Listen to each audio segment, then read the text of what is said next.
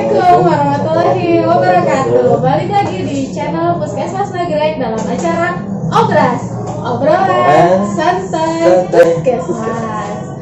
Ya, kali ini kita sudah bersama seseorang yang hits di Puskesmas Nagrek. Siapa dok? Nama saya Dr. Lukis Diadi. Ya, sudah berapa lama dok di Puskesmas Nagrek? Di Puskesmas Nagrek saya sudah 2 tahun 2 bulan. Oke, Tempatnya lumayan. 2 tahun 2 bulan lah. Lumayan lama ya. Oke. Kalau Lebih saya lama, mungkin lebih lama ibu sebenarnya. Ibu? sudahlah, tidak perlu. Oh, tidak boleh dibahas. Baiklah. Mungkin yang lain udah tahu ya kalau saya Dr. Citra di episode 1. Saya ada coba tonton di YouTube yang sebelumnya. Kali ini sekarang kita akan membahas mengenai demam. Cara mengatasi demam di rumah, karena di masa-masa Covid kayak gini kan nggak mungkin ya orang sakit sedikit ke puskesmas, sakit sedikit ke rumah sakit. Soalnya dikhawatirkan di puskesmas atau di rumah sakit itu kan banyak penyakit gitu ya. Iya. Jadi sebelumnya nih kayaknya teman-teman perlu tahu ya apa itu demam. Demam itu gimana sih dok sebenarnya? Apakah hareng-hareng sedikit bisa disebut demam atau gimana gitu? Ya, hareng-hareng sedikit bisa disebut demam, tapi ya memang ada batasannya. Ketika misalnya suhu tubuhnya melewati 38, yaitu udah bisa disebut demam, ya kan? Jadi sebaiknya tuh teman-teman punya pengukur suhu mungkin. Sebaiknya ya, di rumah kalau untuk apalagi masa sekarang ya, masa pandemi seperti ini, alat pengukur suhu tubuh itu ya bisa jadi lebih baik dimiliki lah di rumah, karena yaitu untuk mengetahui perubahan dan suhunya. Jadi tahu ya kapan kita demam tuh di atas 38 ya dok. Di atas 38. Kadang suka udah kerasa nggak enak nih di suhu 37,5 kadang-kadang gitu. Itu bisa nggak sih disebut demam?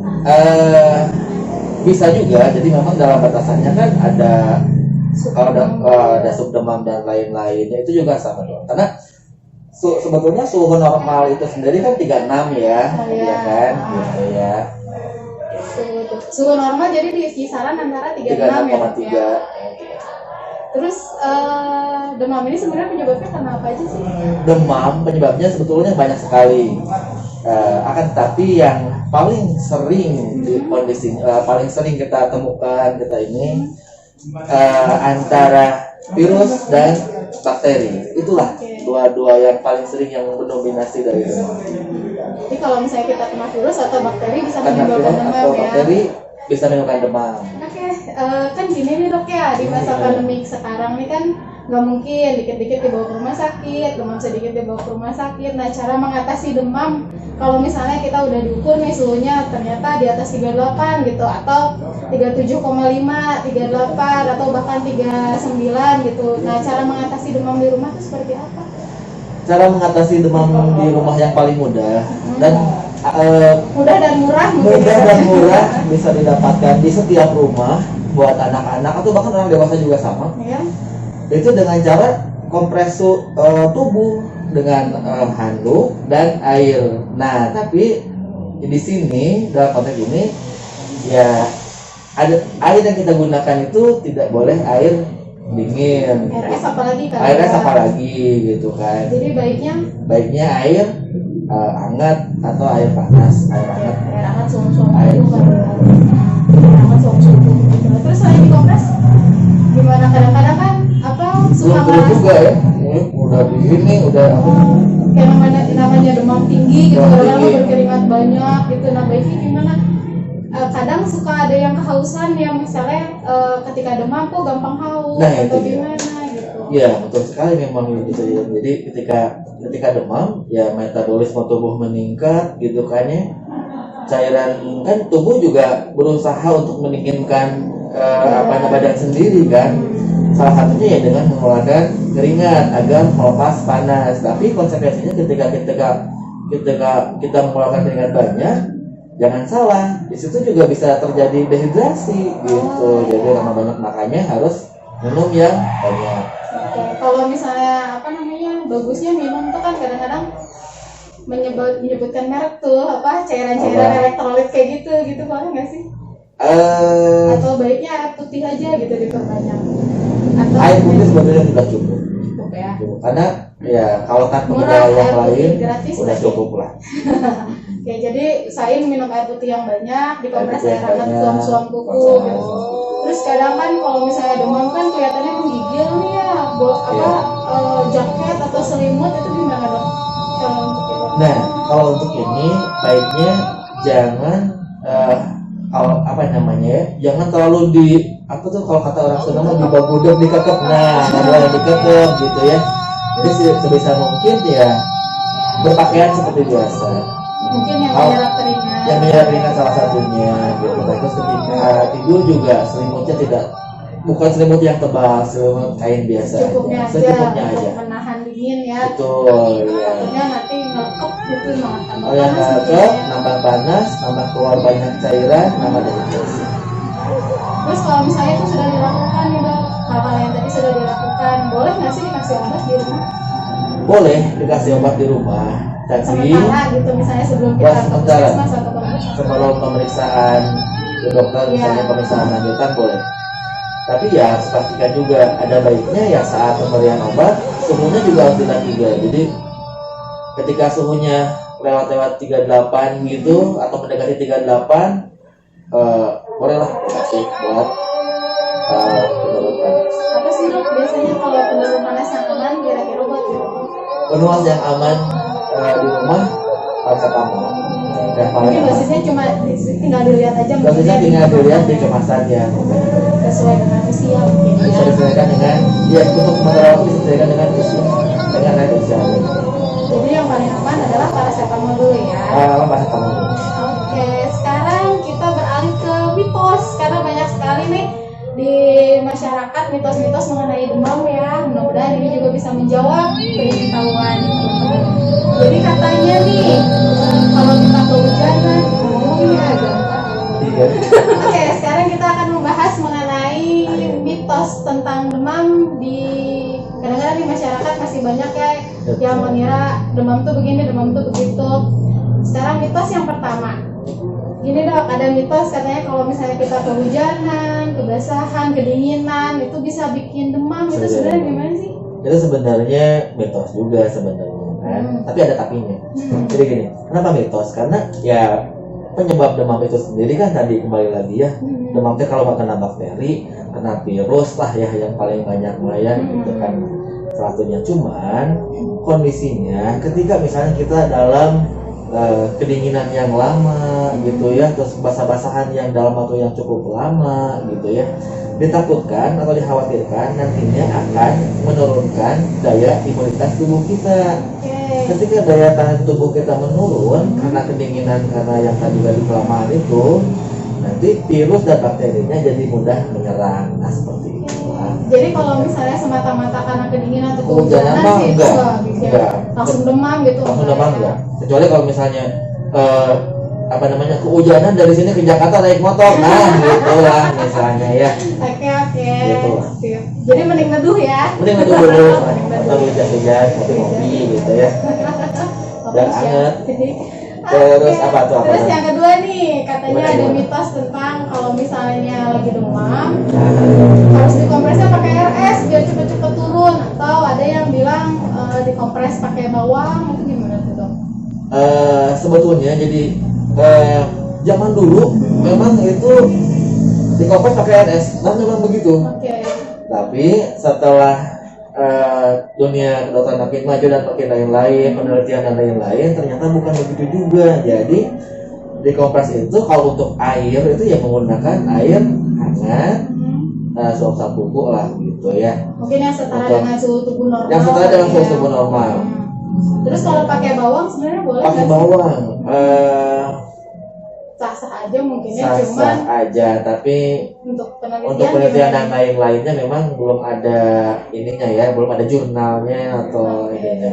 Belum ada yang membuktikan Membuktikan bahwa si bawang ini itu bisa menurunkan bisa demam. menurunkan gitu. demam. Tapi kalau dipakai sih selama itu nggak di Jadi makan, cekokin ya. cekokin ya boleh lah, nggak apa-apa ya. Ya, nggak apa-apa. Oke, terus nih yang ketiga, katanya ada yang bilang di masyarakat kalau misalnya demam pada bayi itu berarti bayinya mau pinter nih dok katanya, jadi biarin aja demam karena dia mau pinter, mau bisa jalan atau gimana tuh gimana? Wah ini salah satu mitos juga ya kembali lagi tadi ya demam ya ini karena yang penyebab paling banyak ya karena virus atau bakteri atau hal lainnya, tapi tidak ada kaitannya dengan mau pinter, IQ atau apa ya. karena itu ya. Jadi tidak ada hubungannya nih antara demam sama dia mau pintar. Jadi kebenaran aja memang itu tumbuh kembangnya gitu ya. Tumbuh kembangnya seperti itu, kemudian dia kebetulan demam. Aja. Ya. Oke. Terus kalau misalnya lagi demam nih, boleh nggak sih mandi? Lagi demam boleh nggak mandi? Atau gimana gitu ya? Sebetulnya sangat dianjurkan sekali untuk mandi gitu kalau lagi demam tuh. Nggak akan tambah panas atau gimana gitu dok? Nambah panas atau enggak juga. Yang justru kalau misalnya nggak mandi malah nanti hygiene kita nggak bagus, malah nanti bakteri virus makin luar biasa masuk lagi, apalagi yang baru lagi nanti kan apalagi penyakit baru lagi.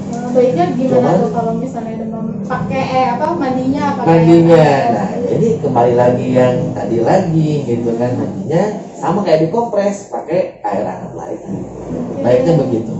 Terus kalau misalnya dia nggak mandi gitu gimana? Jadi kadang kalau demam suka males kemana-mana, sakit badan, kadang jalan juga kan males gitu ya. Jadi dia jadi males mandi atau males beraktivitas, itu baiknya gimana untuk menjaga kebersihan tubuh? Ya hal yang paling mudah dilakukan waswap lah gitu kan. Jadi dilap aja gitu. Dilap pakai anduk yang pakai anduk itu. Anduk air hangat, anduk basah, dibersihin kan gitu ya. Jangan lupa ganti baju. Jadi iya bisa. Karena udah keringat banyak gitu ya. Hasil demam. Oke. Next, sekarang kita ke mitos yang kelima. Gini dok, katanya nih pada bayi-bayi kalau misalnya dia demam bisa bikin kejang, itu gimana sih? Step atau kejang mungkin ya di bahasa awamnya. Atau kejang ini bayi-bayi ya, betul memang. Jadi pada bayi atau anak-anak bisa bikin kejang, tapi ada tapinya. Pertama, ya memang harus ada keturunan. Kemudian kedua, ya usianya harus di bawah 5 tahun memang. Nah itulah yang paling berpotensi untuk kejang. Jadi benar ya kalau misalnya demam itu memang bisa bikin kejang pada bayi-bayi, dan kalau ada yang keturunan orang tuanya mungkin pernah kejang demam gitu ya. Nah di suhu berapa sih dok biasanya nih demam yang bisa bikin kejang? Nah ini juga ya. Jadi kan ada cerita gini misalnya, tuh anak saya nggak punya keturunan gitu kan ya. Tapi usia di bawah 5 tahun ya. Cuman anak saya nggak punya keturunan, jadi ayahnya, ibunya, neneknya, kakeknya nggak pernah kejang sebelumnya gitu kan. Tapi kenapa anak saya kejang? Nah hal ini maksudnya memang beda lagi. Kenapa saya bilang beda lagi? Karena setiap anak itu dia punya ambang batas kejang tertentu, jadi punya suhu tertentu nanti dia kejang, dan itu beda-beda. Tapi rata-rata sih ya ambang batasnya agak jauh ya, maksudnya suhunya biasanya yang terjadi 39-40. Tapi tetap tergantung faktor keturunan mungkin ya. Itu yang paling kuat. Kadang-kadang ada yang 38 udah kejang, ada yang nunggu 40 dulu nih baru kejang gitu ada. Bisa. Jadi tergantung faktor keturunan gitu kali ya dok ya. Kadang gini mitos di masyarakat nih, karena takut si bayinya kejang kan banyak tuh yang bayi demam kejang. Jadi ketika si bayi itu demam terus langsung diminumin kopi, itu gimana? Katanya biar nggak kejang. Nah itu gimana tuh dok? Kopi ya memang jadi begini, kalau untuk nggak kejang itu tidak juga ya, karena si kopi kan kafein dan lain-lain ya. Tapi kalau untuk menurunkan suhu tubuh, kopi memang bisa, tapi hanya sedikit sekali gitu. Dosis tertentu. Dan itu juga dengan dosis tertentu. Tapi mungkin kalau lebih aman karena nggak tahu dosisnya, mendingan kali ya. Gitu ya. Ya. Apalagi itu dikasihnya sama anak-anak yang memang bayi di bawah 3 tahun, 2 tahun kan itu sangat baik sekali ya. apalagi di bawah 6 bulan mungkin Apalagi bawah 6 yang bulan, harusnya jangan. belum dikasih makan apa-apa gitu Apa-apa. ya, terus dicekokin Jokin kopi, iya. Gitu. Oh, iya. Jadi bisa ya, demam tuh ternyata bisa bikin kejang atau spek pada anak-anak, cuman pada kasus-kasus tertentu, belum tentu setiap yang demamnya 38 atau setiap yang demamnya 40 langsung kejang, itu belum tentu. Jadi tergantung kondisi anaknya masing-masing ya. Kan sih anak masing-masing. Oke, gitu. Mungkin Oke. terima kasih nih Dok untuk kesempatannya saat ini. Kita sudah selesai pembahasan hari ini. Jangan lupa kalau misalnya ada yang mau tema-tema yang mau dibahas, silahkan komen di bawah. Kira-kira tema apa lagi nih untuk episode berikutnya yang perlu kita bahas gitu ya. Mohon maaf kalau misalnya ada kata-kata yang kurang berkenan. Jangan lupa di apa nih Dok? Apa? YouTube-nya, Like and subscribe, share, komen. boleh lah, komen. Siapa tahu ada pertanyaan mengenai demam atau mitos-mitos lain mengenai demam yang perlu kita bahas lebih lanjut, silahkan di komen di bawah. Terima kasih. Assalamualaikum warahmatullahi wabarakatuh.